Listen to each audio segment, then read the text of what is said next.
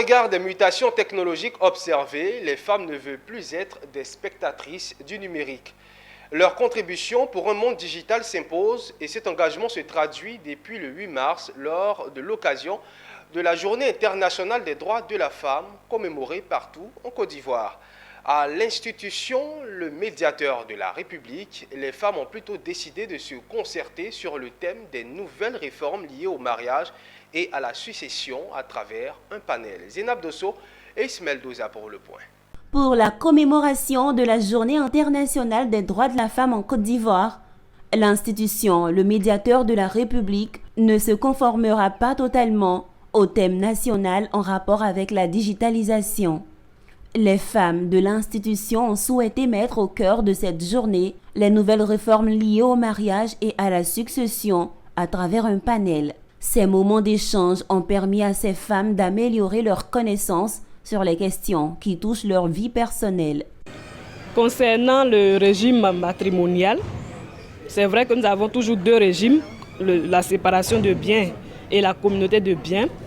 Mais les époux ont cette occasion-là de faire un contrat avant même de se présenter devant l'officier d'état civil. Et ce contrat leur permettra d'ensemble donner les directives à leur patrimoine commun.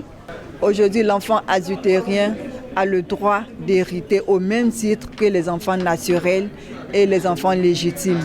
C'est une très grande avancée parce que beaucoup d'enfants se sont retrouvés dans la rue pour l'absence de cette loi. Pour la secrétaire générale représentant le médiateur de la République, Adama Tunkara, les femmes sont un maillon incontournable de toute approche de développement durable des nations.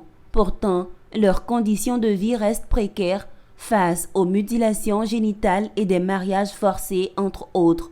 D'où l'intérêt du thème lié au mariage.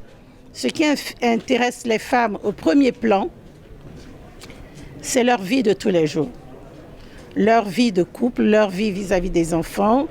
Et on n'en apprend jamais assez sur les droits de la femme, les droits sur le mariage, le droit sur la succession. On ne sait jamais assez de connaître ces droits-là. Pour rappel, le 8 mars, déclaré Journée internationale des droits de la femme, vise à promouvoir les droits de la femme dans toutes les couches sociales. Et le médiateur de la République fait de cette promotion son cheval de bataille. La preuve, 42% des femmes constituent le personnel de l'institution.